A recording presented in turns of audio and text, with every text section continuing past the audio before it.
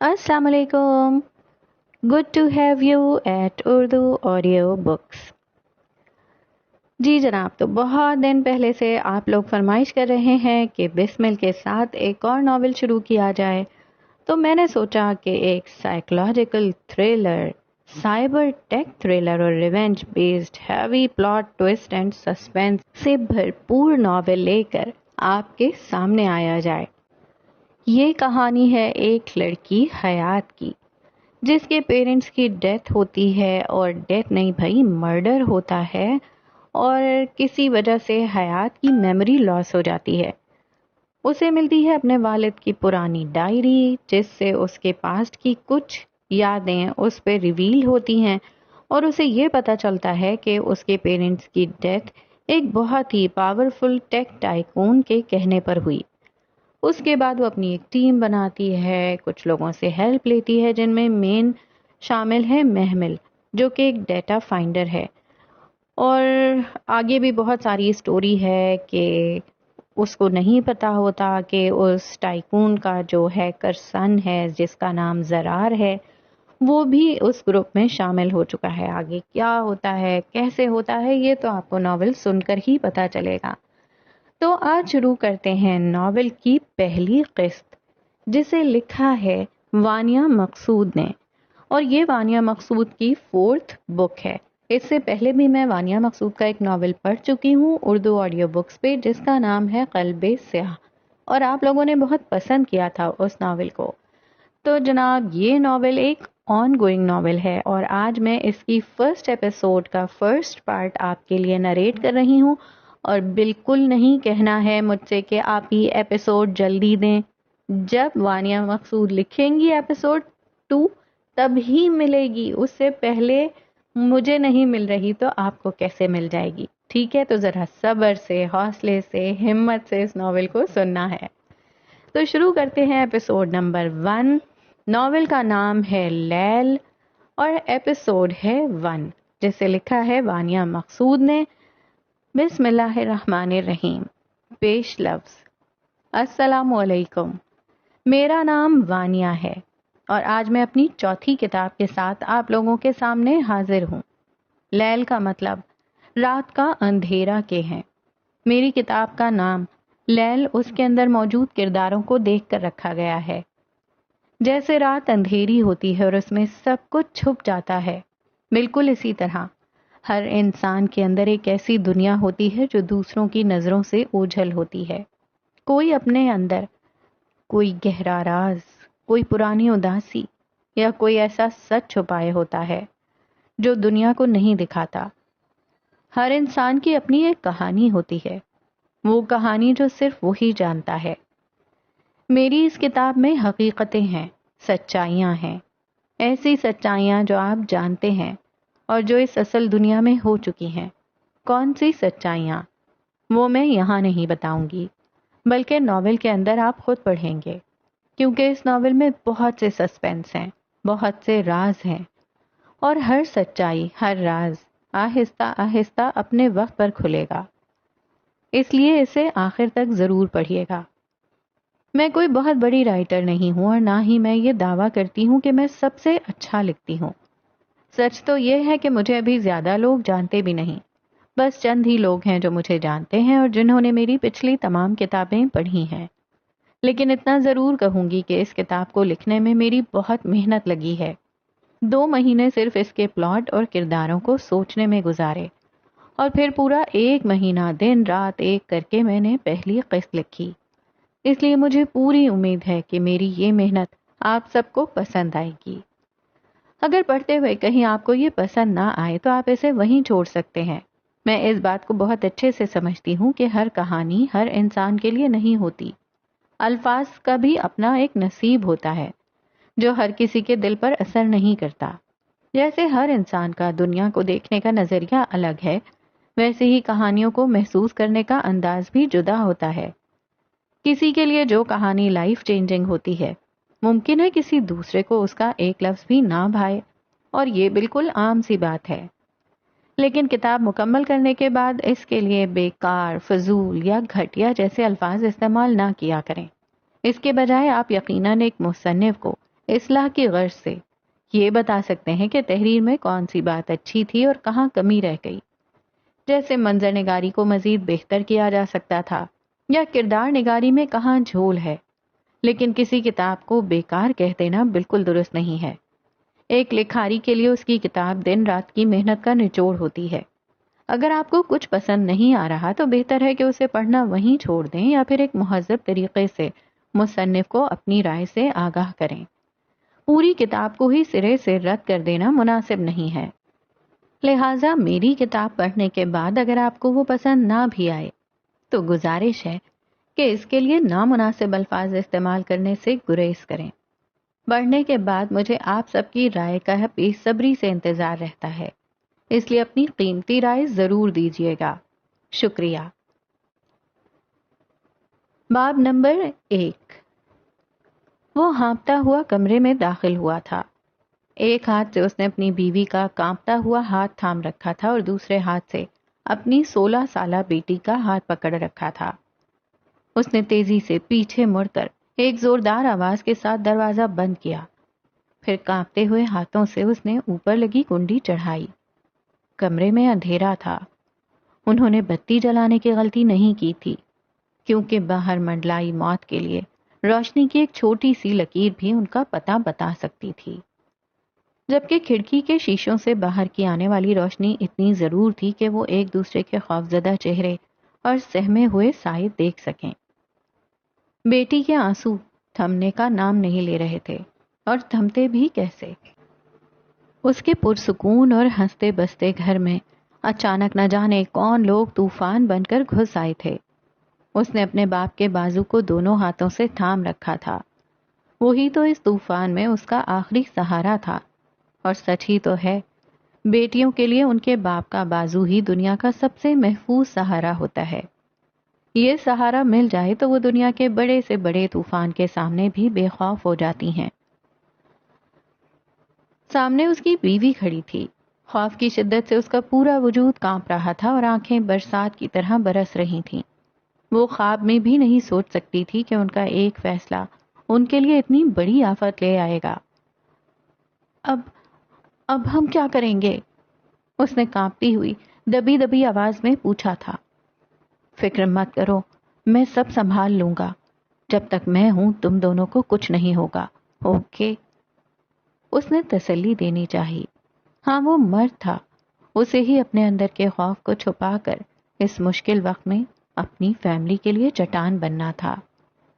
کیونکہ اگر وہ کمزور پڑ جاتا تو وہ دونوں تو جیتے جی مر جاتی. ابھی وہ کچھ اور بولنے ہی والا تھا کہ کمرے کے باہر سے دھڑا دھڑ چیزیں ٹوٹنے اور شیشے چٹکنے کی تیز آوازیں سنائی دینے لگیں. کوئی دیوانہ وار دوسرے کمروں کے دروازے پیٹ رہا تھا اور ہر گزرتے سیکنڈ کے ساتھ وہ خوفناک قدم ان کے دروازے کے قریب تر ہوتے جا رہے تھے. بابا، مجھے ڈر لگ رہا ہے. وہ اپنے باپ کا بازو دونوں ہاتھوں سے پکڑے اسے اپنے سینے سے لگائے مسلسل روئے جا رہی تھی. جہانگیر نے ایک نظر اپنی معصوم بیٹی پر ڈالی، پھر اس نے سامنے کھڑی اپنی بیوی جہاں آرا کو دیکھا جو بے بسی سے شوہر کی طرف ہی دیکھ رہی تھیں. پھر وہ گھٹنوں کے بل بیٹی کے سامنے بیٹھا اور اس کا لرزتا ہوا چہرہ اپنے دونوں ہاتھوں کے پیالے میں تھاما. بابا، وہ روتی ہوئی کانپتی آواز میں بس اتنا ہی کہہ سکی تھی. جہانگیر نے دھیرے سے اسے اپنے قریب کیا، اس کی پیشانی پر چوما اور پھر انگوٹھے سے اس کے گالوں پر بہتے آنسوؤں کو صاف کیا. کچھ نہیں ہوگا میری جان، تمہارے بابا ہیں نا یہاں، میں سب سنبھال لوں گا.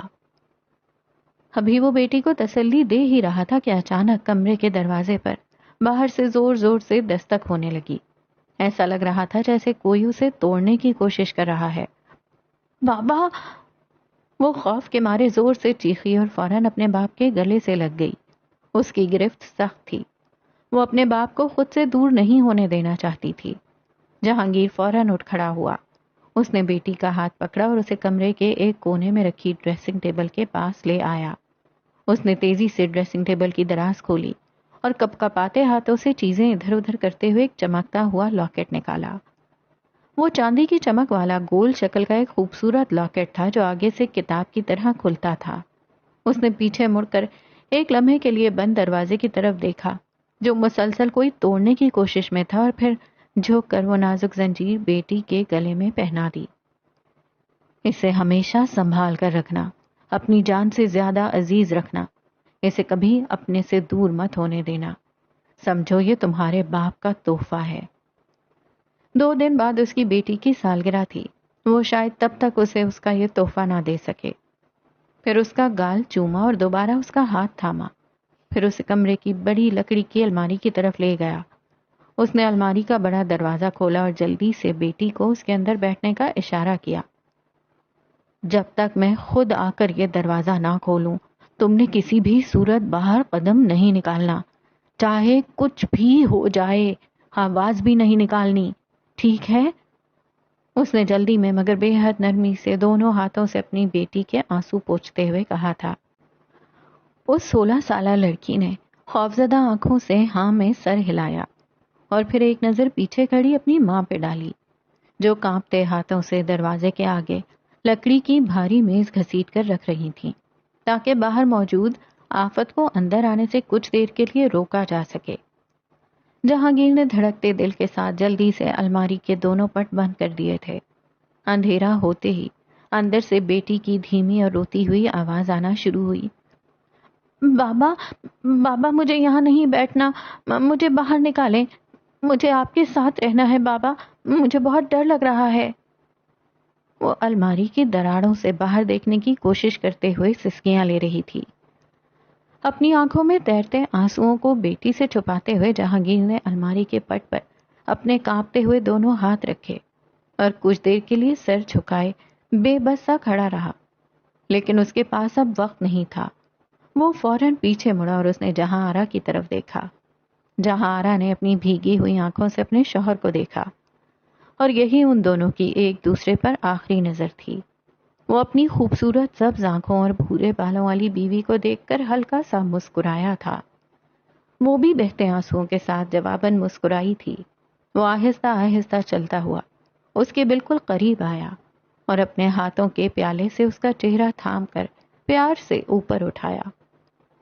ایک زخمی مسکراہٹ تھی جو دونوں کے چہروں سے جا نہیں رہی تھی۔ وہ آخری لمحہ تھا جب انہوں نے جی بھر کر ایک دوسرے کو دیکھا تھا، کیونکہ اس کے بعد وہ دونوں کبھی ایک دوسرے کا چہرہ نہیں دیکھنے والے تھے۔ اچانک ایک خوفناک آواز کے ساتھ کمرے کا دروازہ ٹوٹ کر اندر کی طرف آ گرا اور آگے رکھی بھاری میز دور جا گری۔ چند سائے کمرے کے اندر داخل ہوئے، مگر ان دونوں کی نظریں ایک دوسرے سے نہ ہٹیں۔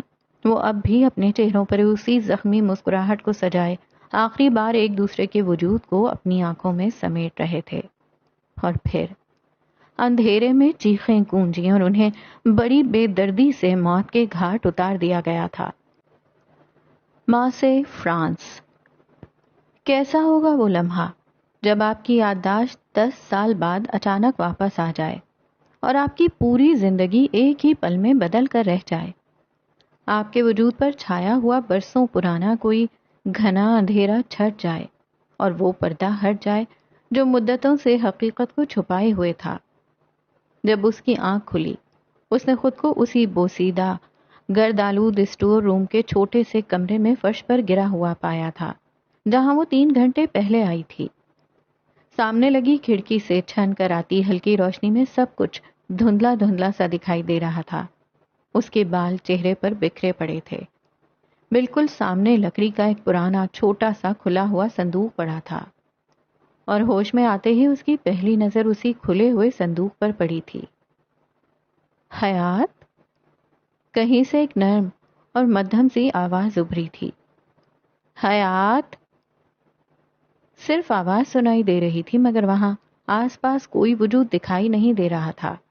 اس نے ادھ کھلی اور بند آنکھوں سے آواز دینے والے وجود کو دیکھنے کی کوشش کی، لیکن کوئی نظر نہ آیا۔ سب دھندلا محسوس ہو رہا تھا۔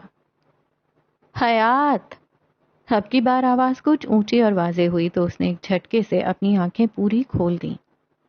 سامنے کی دھندلی روشنی اب اس کے سامنے بیٹھے ایک وجود پر پڑ رہی تھی۔ وہ اس کے چہرے پر جھکے نہ جانے کتنی دیر سے اسے آوازیں دے رہی تھی۔ کچھ لمحے وہ اپنے چہرے پر جھکے اس وجود کے چہرے کو دیکھتی رہی، اور پھر اس نے خود کو سنبھالا۔ اپنی کوہنیوں کا سہارا لے کر دھیرے سے اٹھی اور فرش پر بیٹھ گئی۔ اس کی آنکھیں اب بھی آدھی بند اور آدھی کھلی تھیں۔ کتنی دیر سے یہاں لیٹی ہوئی ہو؟ کب سے تمہیں اٹھا رہی ہوں؟ حیات نے آنکھیں جھپکتے ہوئے اسے دیکھا۔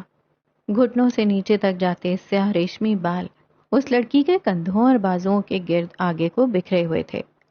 دبلی پتلی اور لمبے قد کی مالک وہ لڑکی نہایت نفیس نقش و نگار رکھتی تھی۔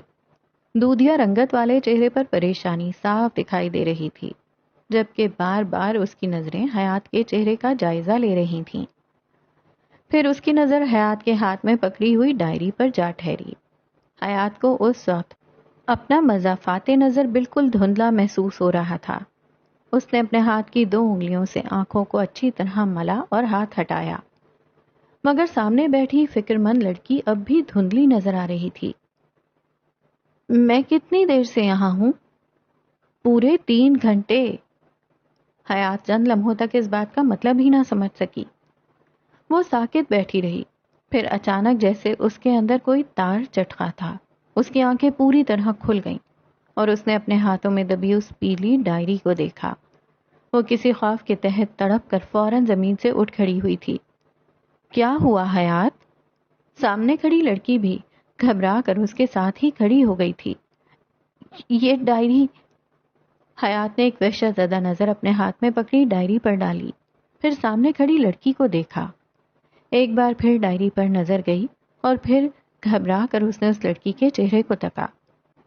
وہ بری طرح ہڑبڑائی ہوئی تھی، اس کا سانس اکھڑ رہا تھا، دھڑکنیں قابو سے باہر ہو رہی تھیں اور دماغ کے تاریک پردوں کے پیچھے ہزاروں بھیانک مناظر ایک ساتھ گردش کرنے لگے تھے۔ وہیں ایک گہرا اندھیرا گھوم رہا تھا۔ وہ لڑکی کی الماری گھوم رہی تھی، وہ خون سے لت پت کمرہ، اور چیخیں اس کے کانوں میں اچانک گونجنے لگی تھیں۔ ہر ایک چیز، ہر ایک بھولا ہوا منظر جیسے ایک ہی سیکنڈ میں اس کی آنکھوں اور ساکت دماغ کے گرد حصار باندھ کر کھڑا ہو گیا تھا۔ 10 سال کا سکوت ٹوٹ چکا تھا اور اب ہولناک حقیقت اس کے سامنے کھڑی تھی۔ 3 گھنٹے پہلے کیا ہوا تھا جو تم یہاں بے ہوش ہو گئی تھیں؟ سامنے کھڑی لڑکی نے سوالیہ انداز میں پوچھا تو حیات نے ایک نظر اسے دیکھا، پھر گہری سوچ میں ڈوب گئی۔ ہاں، واقعی ایسا کیا ہوا تھا کہ وہ یوں بے ہوش ہو کر فرش پر پڑی تھی؟ اس نے اپنے دماغ پر زور دینا چاہا۔ 3 گھنٹے پہلے صبح کے ٹھیک 9 بج رہے تھے۔ ایک انتہائی چیختی چنگھاڑتی فون کال نے اس کی خوبصورت نیند کا کباڑا کیا تھا۔ بند آنکھوں کے ساتھ منہ بسورتے ہوئے اس نے اپنا دایاں ہاتھ آگے بڑھایا اور سائڈ ٹیبل پر اندھا دھند ہاتھ مارتے ہوئے موبائل تلاش کرنے کی کوشش کی۔ فون تھا کہ مسلسل بجے ہی جا رہا تھا۔ اف، صبر کرو بھائی، آ رہی ہوں، اس نے غصے سے بڑبڑایا۔ آخر کار موبائل ہاتھ میں آ ہی گیا۔ اس نے بند آنکھوں کے ساتھ اسے کان سے لگایا اور انتہائی کڑوی آواز میں بولی، ہاں بولو، کیا مسئلہ ہے؟ انسان کو چین سے سونے بھی نہیں دیتے اس دنیا میں۔ چین سے سونا ہے تو پیاری لڑکی اب اپنے چچا کے گھر جا کر سونا۔ فون کے دوسری طرف سے آنے والی چلی ہوئی کارتوس جیسی کرخت آواز سن کر حیات کی دونوں آنکھیں ایک ہی جھٹکے میں پوری کی پوری کھل گئی تھیں۔ وہ اسپرنگ کی طرح بستر پر اٹھ کر بیٹھی۔ کون؟ اس نے تھوک نگلتے ہوئے پوچھا۔ واہ، کرایہ نہ دو، فون نہ اٹھاؤ اور پھر پوچھو کون؟ تمہاری موت بول رہی ہوں مسز جیکسن، اس فلیٹ کی مالکن، جس میں تم پچھلے 2 مہینوں سے بغیر کرایہ دیے مفت کا راج محل سمجھ کر تان کر سو رہی ہو۔ دوسری طرف سے ہتھوڑے برسنے لگے۔ حیات نے فوراً موبائل کان سے ہٹا کر دیکھا۔ اسکرین پر لال رنگ میں سچ مچ لینڈ لیڈی چمک رہا تھا۔ اس نے جلدی سے آواز کو دنیا بھر کی مٹھاس پہناتے ہوئے دوبارہ موبائل کان سے لگایا۔ اوہ مسز جیکسن، مائی سویٹ ہارٹ، صبح صبح آپ کی خوبصورت آواز سن کر یہ بنے بنائے جملے اپنے پاس رکھو حیات۔ مسز جیکسن نے اس کی بات بیچ میں ہی کاٹی۔ تمہاری مٹھی بھر میٹھی باتوں سے میرا بینک اکاؤنٹ نہیں بھرتا۔ 2 مہینے کا کرایہ ابھی تک غائب ہے۔ میں کوئی خیراتی ادارہ نہیں چلا رہی۔ ابھی کے ابھی گھر خالی کرو۔ ارے نہیں نہیں مسز جیکسن، پلیز ایسا مت کیجیے گا، میں کرایہ دے دوں گی، بس مجھے تھوڑا سا وقت، 1 منٹ بھی نہیں ملے گا، میں تالا لے کر پہنچ رہی ہوں، ابھی کے ابھی نکلو یہاں سے، اپنا سامان اٹھاؤ اور فلیٹ خالی کرو۔ حیات نے گھڑی کی طرف دیکھا، پھر چھت کی طرف۔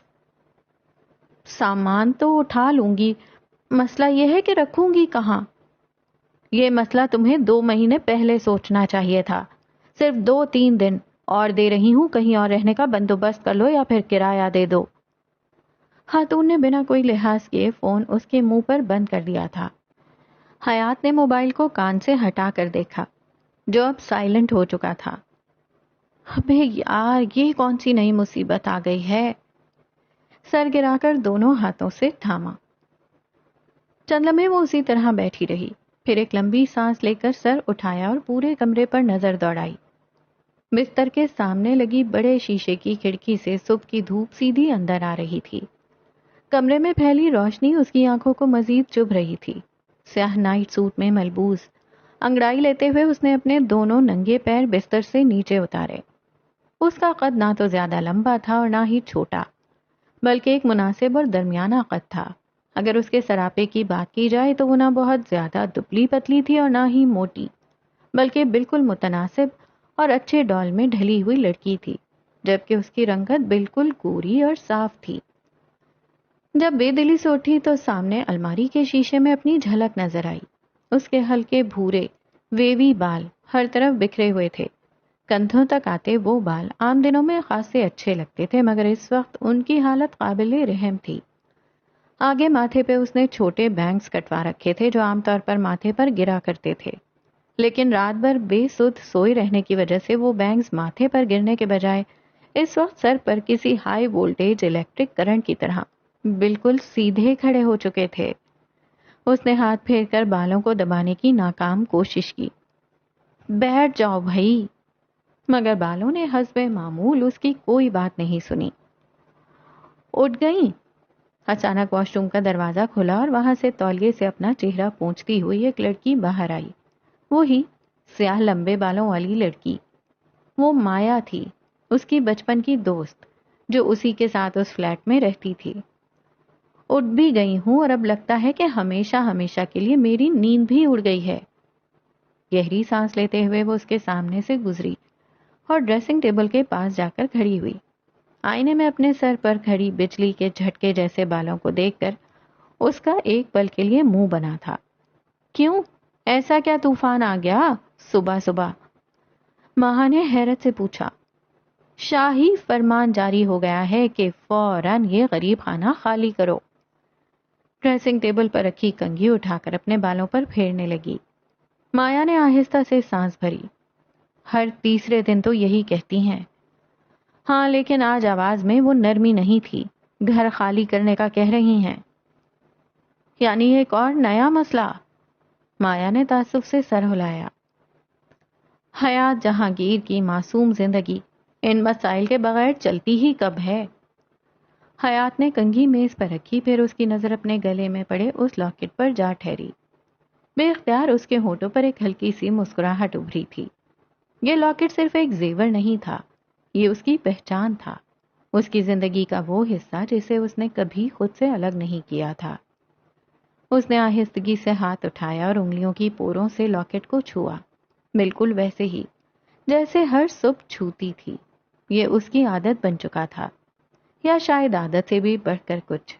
ہر روز آنکھ کھلتے ہی سب سے پہلا کام یہی ہوتا تھا، لاکٹ کو چھونا، اس کی موجودگی محسوس کرنا اور پھر اسے کھولنا۔ اس نے دھیرے سے لاکٹ کا پینڈنٹ کھولا۔ اندر ہمیشہ کی طرح 2 تصویریں موجود تھیں۔ ایک طرف اس کے باپ کی تصویر تھی، دوسری طرف اس کی ماں کی۔ دونوں مسکرا رہے تھے۔ وہ دیر تک ان تصویروں کو دیکھتی رہی۔ یہ لاکٹ اسے اس کے باپ نے دیا تھا، ایک تحفے کے طور پر۔ کب دیا تھا وہ بھول چکی تھی، شاید بچپن میں، شاید کسی سالگرہ پر، اسے کچھ یاد نہیں تھا، مگر ایک بات وہ کبھی نہیں بھولی تھی، یہ اس کے باپ کی آخری نشانی تھی، اور شاید اسی لیے دنیا کی ہر چیز کھو جانے کے باوجود وہ اسے کبھی خود سے دور نہیں کر سکی تھی۔ پھر اس نے آہستہ سے لاکٹ کا پینڈنٹ بند کر دیا میرا فون دو، اب ایک ہی بندہ ہے جو مجھے اس مصیبت سے بچا سکتا ہے۔ مایا جانتی تھی وہ کس کی بات کر رہی ہے۔ پھر سے دیکھو، ڈوبتے کو تنکے کا سہارا ہوتا ہے اور مجھے اس وقت پورا بانس چاہیے۔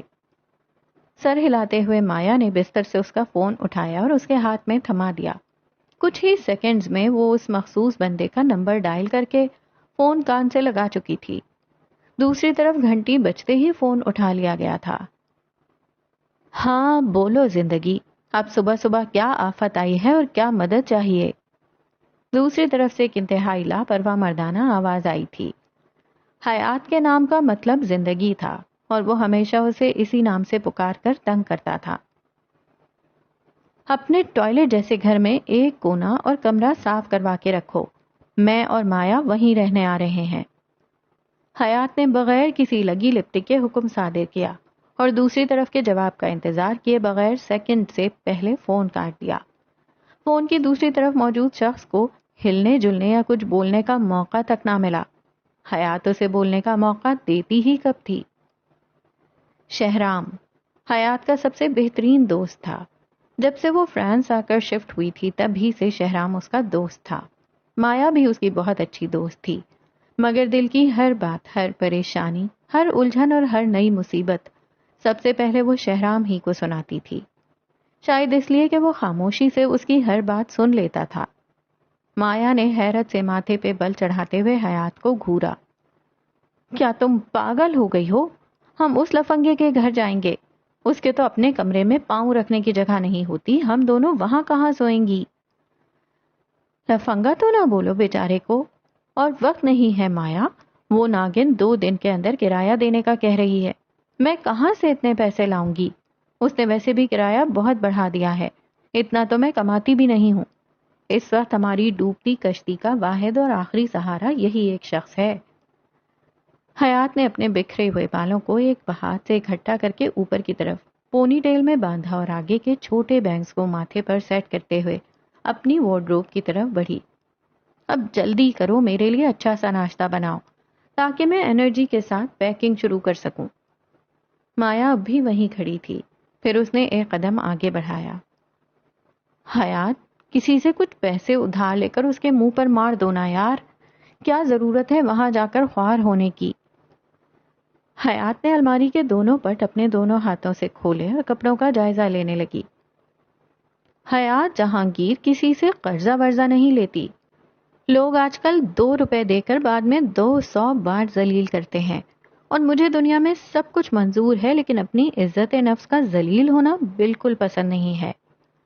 یہ کہتے ہوئے اس نے اپنی الماری سے کپڑے نکال کر ایک کے بعد ایک بیڈ پر پھینکنا شروع کر دیے تھے۔ لیکن ہم اس کے گھر بھی آخر کب تک رہیں گے؟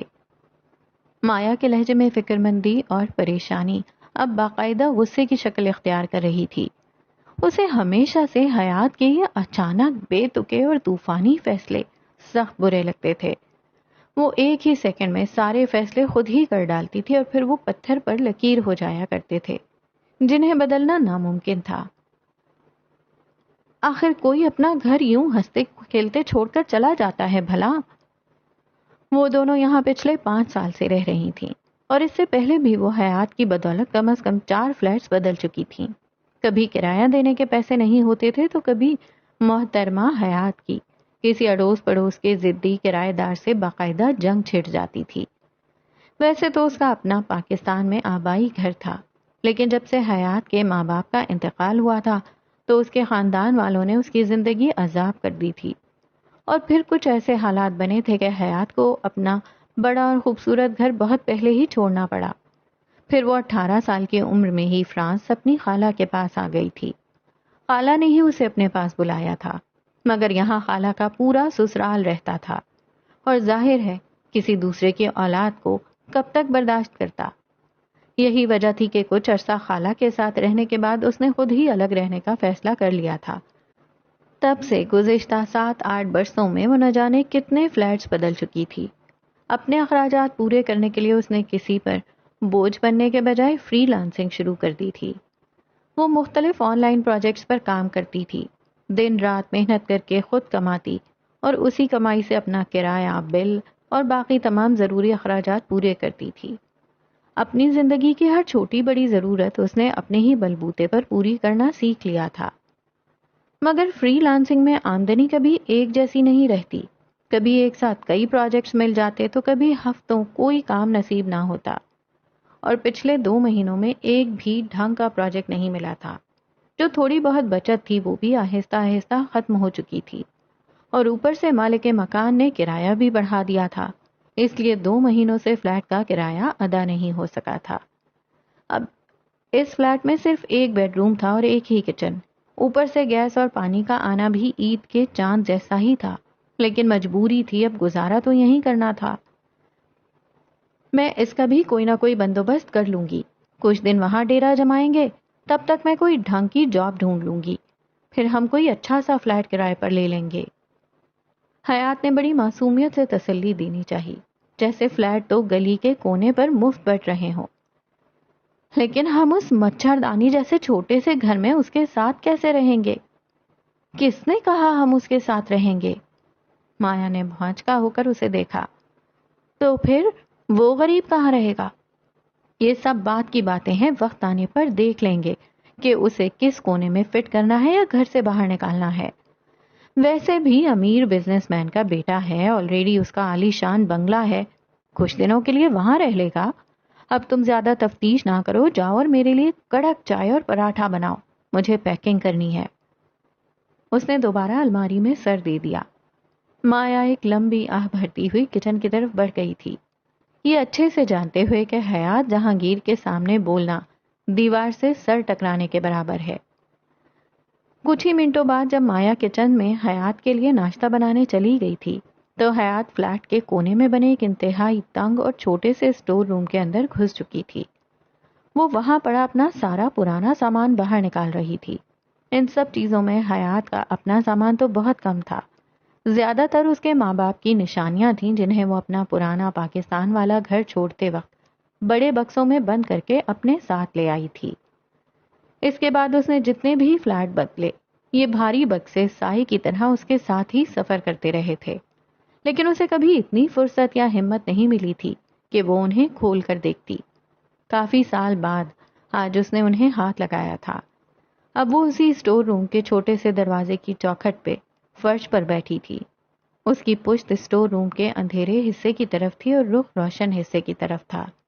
اس کے سامنے کپڑوں کا ایک پرانا بڑا سا خاکی رنگ کا سوٹ کیس کھلا پڑا تھا۔ اس کے ساتھ ہی 2 اور سوٹ کیس کھلے ہوئے تھے جن کا سارا سامان باہر نکال کر پورے گھر کے فرش پر بری طرح پھیل چکا تھا۔ یہ آخری سوٹ کیس تھا جو اب اس کے سامنے کھلا پڑا تھا۔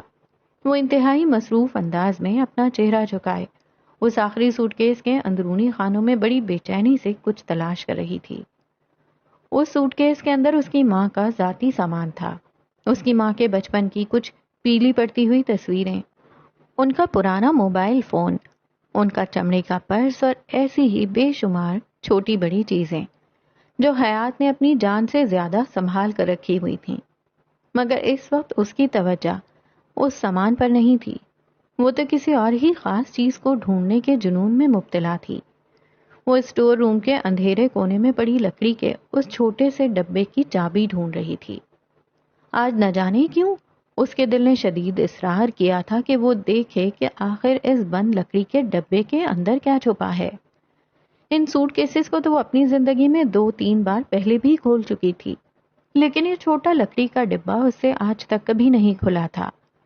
اب اگر وہ ڈبہ اس کے پاس تھا تو یہ یقینی تھا کہ اس کی چابی بھی اسی پرانے سامان میں کہیں نہ کہیں ضرور چھپی ہوگی، اور اس کی تلاش آخرکار رنگ لے آئی تھی۔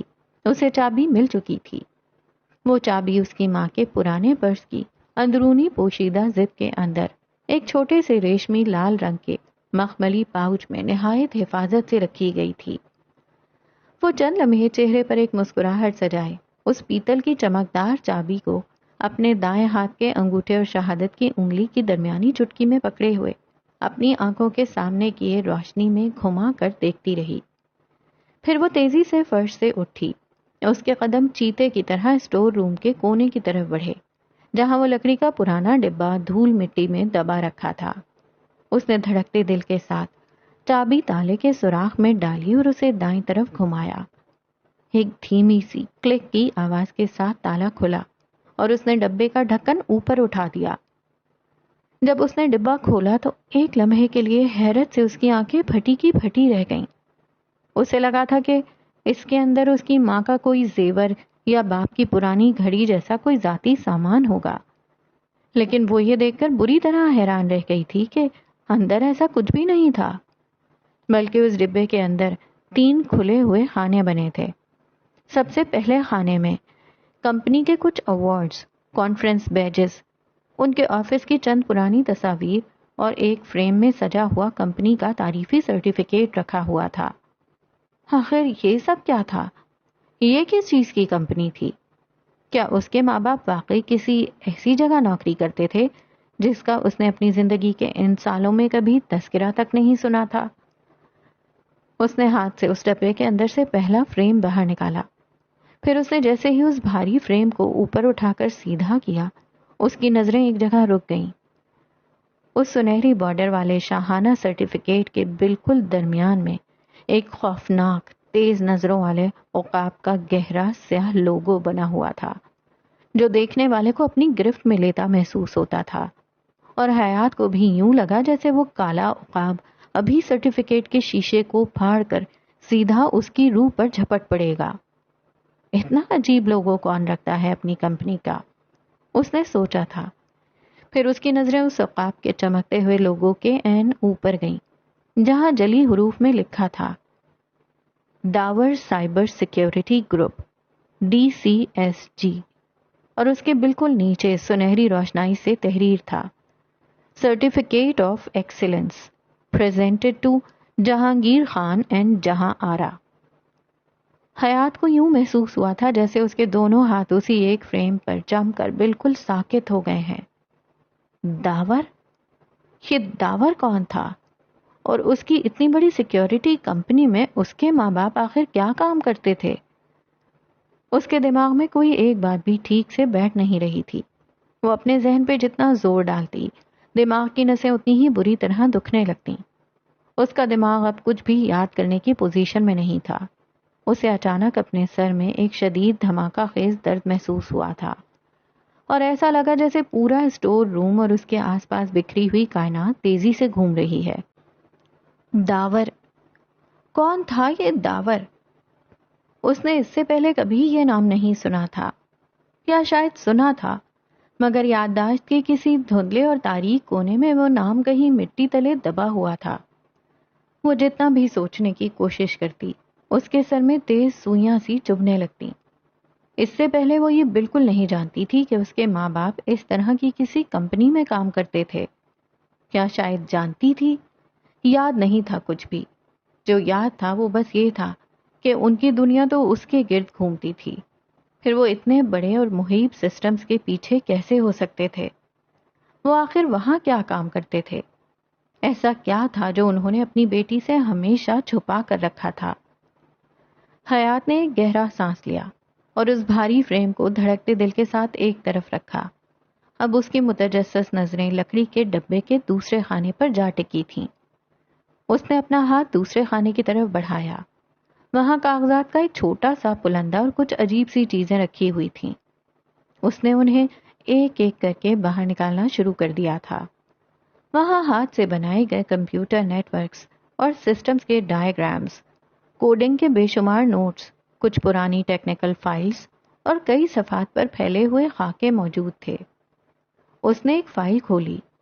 صفحات پہ جگہ جگہ عجیب و غریب کوڈز، ادھر ادھر جاتے تیر کے نشانات، پیچیدہ فلو چارٹس اور ایسے سیکیورٹی سسٹمز کے نقشے بنے ہوئے تھے جنہیں دیکھ کر ہی بندے کا سر چکرانے لگ جائے۔ حیات نے ایک اور صفحہ پلٹا، پھر ایک اور۔ ہر صفحے پر نئی الجھن اس کا انتظار کر رہی تھی۔ اسے ان میں سے تقریباً کچھ بھی سمجھ نہیں آ رہا تھا۔ اس کے لیے یہ سب انگریزی کے مشکل الفاظ، نمبروں اور عجیب نشانات کا ایک بے ترتیب مجموعہ تھا۔ لیکن ایک بات وہ صاف محسوس کر سکتی تھی، اس کے ماں باپ کوئی عام لوگ نہیں تھے۔ وہ کسی بہت بڑے کام پر کام کر رہے تھے۔ پھر اس نے لکڑی کے اس صندوق کا تیسرا اور آخری خانہ دیکھا۔ وہاں نہ تو کوئی چمکتا ہوا فریم شدہ سرٹیفکیٹ تھا، نہ ہی عجیب و غریب ٹیکنیکل فائلیں، اور نہ ہی تیر کے نشانات والے نیٹ ورک کے خاکے۔ وہاں کا ماحول پہلے 2 خانوں سے بالکل مختلف سا تھا۔ اس آخری خانے میں دھول سے اٹی صرف 2 ڈائریز رکھی تھیں۔ حیات نے ان میں سے بھورے رنگ کے کور والی ڈائری اٹھائی۔ اس نے دھڑکتے دل کے ساتھ اسے کھولا۔ پہلے صفحے پہ صاف لفظوں میں لکھا ہوا تھا، ذاتی ڈائری۔ حیات کی نظریں چند لمحوں تک انہی لفظوں پہ جمی رہیں۔ یہ اس کے باپ کی رائٹنگ تھی۔ وہ سب بھول سکتی تھی، لیکن اپنے باپ کی رائٹنگ کو کبھی نہیں بھول سکتی تھی۔ اسے فوراً اندازہ ہو گیا تھا کہ یہ اس کے باپ کی ذاتی ڈائری تھی، مگر اس میں کیا لکھا تھا یہ وہ نہیں جانتی تھی۔ اس نے بے اختیار اگلا صفحہ پلٹا اور پڑھنا شروع کر دیا، اور یہی وہ لمحہ تھا جہاں سے سب کچھ شروع ہوا تھا۔ اس ڈائری کے صفحات میں چھپا ہوا سچ اس کی پوری زندگی بدل دینے والا تھا۔ اسے نہیں معلوم تھا کہ اگلے چند منٹوں میں وہ ایسی حقیقت جاننے والی ہے جو 10 سال سے اس کے دماغ کے کسی اندھیرے کونے میں دفن پڑی تھی۔ ڈائری پڑھنے کے بعد اس کا سر اس شدت سے چکرا گیا تھا جیسے ابھی پھٹ کر 2 ٹکڑے ہو جائے گا، اور پھر وہ اگلے 3 گھنٹے تک بے ہوش پائی گئی تھی۔ پورے 3 گھنٹے بعد وہ اپنے فلیٹ کے پرانے صوفے پر انتہائی بے چین حالت میں بیٹھی تھی۔ اس کے دونوں گھٹنوں پر لیپ ٹاپ رکھا ہوا تھا اور اس کی انگلیاں پاگلوں کی طرح کی بورڈز کے بٹنوں پر چل رہی تھیں۔ سامنے مایا کھڑی تھی، جو حیرت اور فکر کے مارے کبھی ناخن چباتی تو کبھی کمرے میں چکر کاٹتی۔ حیات نے ہوش میں آنے کے بعد سے اب تک مایا کو کچھ بھی نہیں بتایا تھا، جس کی وجہ سے مایا کی بے چینی اب حد سے بڑھ رہی تھی۔ حیات، تم آخر کر کیا رہی ہو؟ وہ چلتی ہوئی اس کے بالکل ساتھ آ کر صوفے پر بیٹھی۔ اس نے حیات کے بے چین چہرے کو دیکھا اور پھر لیپ ٹاپ کی چمکتی اسکرین پر ایک نظر ڈالی۔ سرچ بار میں موٹے حروف میں لکھا تھا، داور سائبر سیکیورٹی گروپ، DCSG۔ اور جیسے ہی حیات نے انٹر کا بٹن دبایا، اسکرین پر داور درانی نامی شخص کی بے شمار تصاویر اور اس کی زندگی سے متعلق طویل تفصیلات یکے بعد دیگرے کھلنے لگی تھیں۔ صفحے کے اوپر سب سے پہلے کمپنی کا نام نمایاں تھا، اور اس نام کے عین اوپر وہی سیاہ عقاب بنا ہوا تھا، وہی عقاب جسے وہ چند لمحے پہلے سرٹیفکیٹ پر دیکھ چکی تھی۔ پھیلے ہوئے پروں والا، تیز بے رحم نظروں والا، ایسا لگتا تھا جیسے کسی بھی لمحے اپنے شکار پر جھپٹ پڑے گا۔ حیات کی نظریں چند لمحوں کے لیے اسی لوگوں پر رک گئی تھیں۔ عجیب بات تھی، یہ صرف ایک کمپنی کا نشان تھا، لیکن دیکھتے ہی اس سے وحشت سی محسوس ہوتی تھی۔ اس نے نظریں ہٹا کر نیچے موجود معلومات پڑھنی شروع کی۔ وہ فرانس کا ایک انتہائی بااثر اور بے حد امیر کاروباری شخص تھا، جو اس عالمی سائبر سیکیورٹی گروپ کا بانی اور واحد مالک تھا۔ اس کے کاروبار یورپ سے لے کر امریکہ اور مشرق وسطیٰ تک پھیلے ہوئے تھے۔ مختلف ممالک کی بڑی بڑی کمپنیاں اور ادارے اس کے گروپ کے ساتھ کام کرتے تھے۔ حیات اس کے بارے میں پڑھتی گئی، اور جتنا پڑھتی گئی اس کے ماتھے کی شکنیں اتنی گہری ہوتی گئیں۔ ایک تصویر میں وہ پیرس کے آئیفل ٹاور کے سامنے کھڑا تھا۔ حیات نے لرزتی انگلی سے ماؤس پیڈ کو چھوا اور اس تصویر کو زوم کیا۔ سیاہ اوور کوٹ پہنے، چہرے پر ہلکی سی مسکراہٹ لیے، مگر وہ مسکراہٹ آنکھوں تک نہیں پہنچی تھی۔ درمیانہ قد، چوڑے کندھے، عمر 50 کے پیٹے میں داخل ہو چکی تھی۔ اس کے چہرے کے نقوش تیز اور کٹیلے تھے۔ دھوپ میں ہلکی سفید ہوتی ہوئی کتروائی ہوئی داڑھی صاف نظر آ رہی تھی، اور اس کی وہ عقاب جیسی تیز، سرد اور بے رحم نظریں کیمرے کی طرف تھیں، جو تصویر میں بھی دیکھنے والے کے وجود کے آر پار جھانکتی محسوس ہوتی تھیں۔ اس کے پیچھے آئیفل ٹاور پوری شان سے کھڑا تھا، مگر تصویر دیکھنے والے کی توجہ پھر بھی اسی شخص پر جا کر رکتی تھی۔ حیات نے کچھ لمحے تصویر کو غور سے دیکھا، پھر اس کی نظر دوبارہ صفحے کے اوپر موجود اس سیاہ عقاب پر جا ٹھہری۔ نہ جانے کیوں اسے یوں محسوس ہوا جیسے کمپنی کا لوگو اور اس کا مالک ایک دوسرے سے بہت ملتے جلتے ہوں۔ کچھ دوسری تصاویر میں وہ فرانسیسی حکومت کے اعلیٰ ترین وزراء، سفیروں اور یورپ کے سب سے بڑے سیکیورٹی کمانڈرز کے ساتھ کھڑا مسکراتے ہوئے ہاتھ ملا رہا تھا۔ وہ کوئی معمولی کاروباری آدمی نہیں تھا، بلکہ وہ ایک ایسا محیط سایہ تھا جس کی پہنچ دنیا کے سب سے محفوظ ایوانوں تک تھی۔ مایا نے اسکرین پر موجود اس دنیا کے طاقتورین چہرے کو دیکھا اور پھر حیات کا چہرہ تکنے لگی، جس کی آنکھیں اب بھی اس عقاب نما شخص کے چہرے پر جمی ہوئی تھیں۔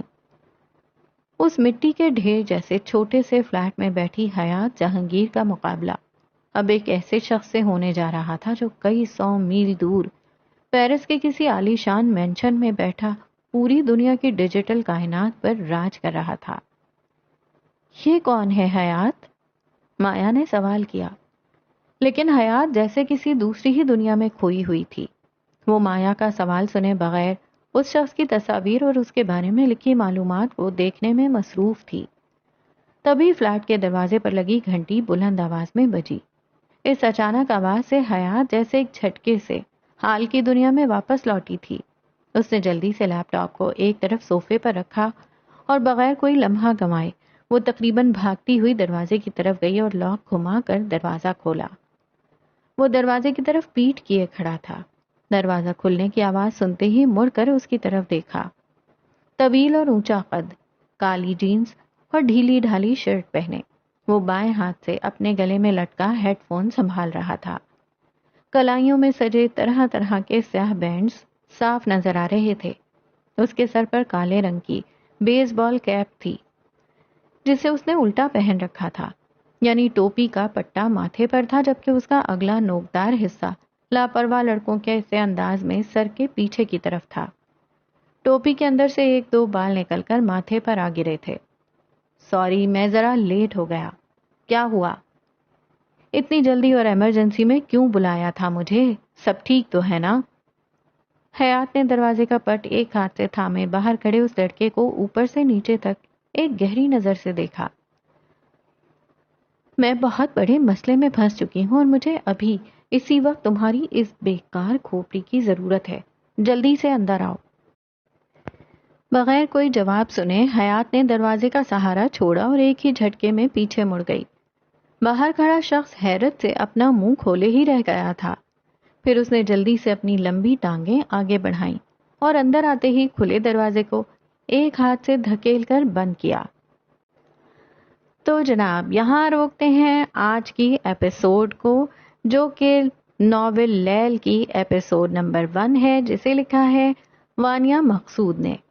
اور کیسا لگا آپ کو یہ ناول؟ مجھے فیڈ بیک میں ضرور بتائیے گا۔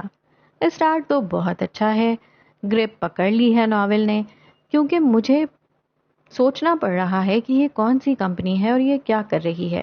آبویسلی ہے تو سائبر سیکیورٹی سے ریلیٹڈ کوئی کمپنی، مگر کوئی پاکستانی بندہ اور پاکستانی کمپنی فرانس میں اتنی ہائی لیول پہ کیسے پہنچ گئی ہے، اور انہوں نے کیا کیا ہے۔